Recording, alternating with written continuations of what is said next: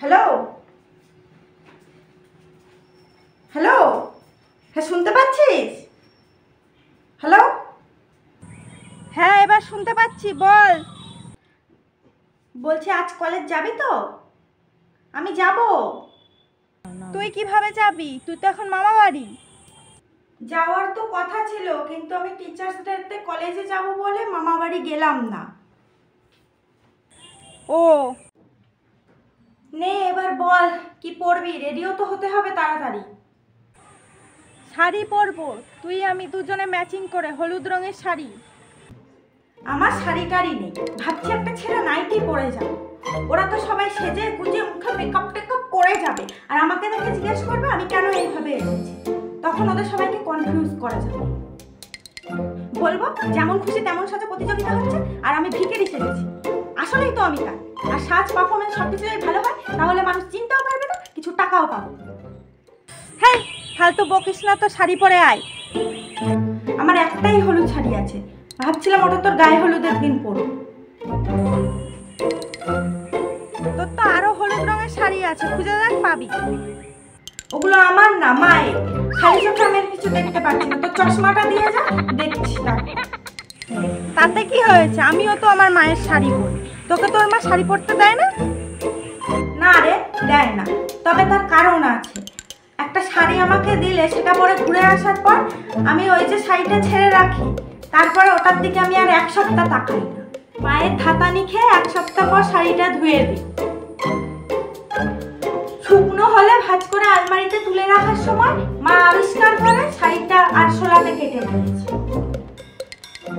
আমার মা আবার শাড়ির অযত্ন একদম সহ্য করতে পারে না।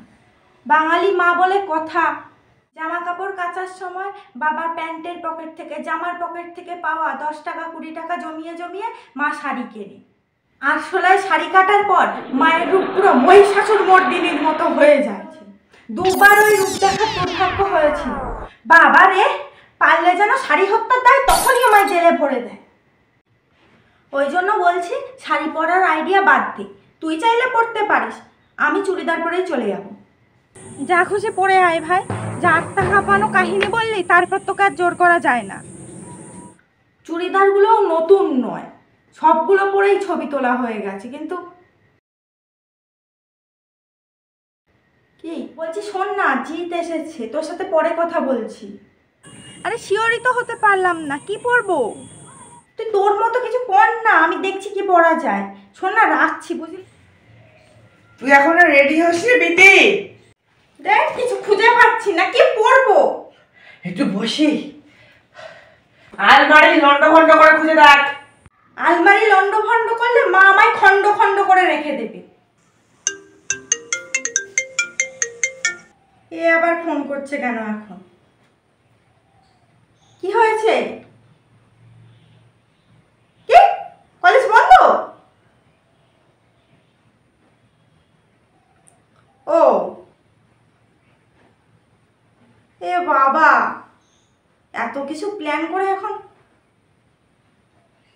হ্যাঁ সে তো বটে। আচ্ছা ঠিক আছে, রাখছি। কি হয়েছে? প্ল্যান বানানোর আগে তোরা নোটিশ বোর্ড চেক করবি না? দেখবি না আদৌ কলেজ খোলা আছে কিনা? আজকে কি? কি আজকে ফাতেহার দোয়াজটা, কলেজ ছুটি। ফালতু ফালতু এত কিছু প্ল্যান করে যাওয়া হবে না। হ্যালো গাইস, তোমাদের যদি ভিডিওটা ভালো লেগে থাকে তাহলে লাইক করো, কমেন্ট করো আর বেশি বেশি করে শেয়ার করো। আর চ্যানেলটা সাবস্ক্রাইব করে আমাদের পাশে থেকো।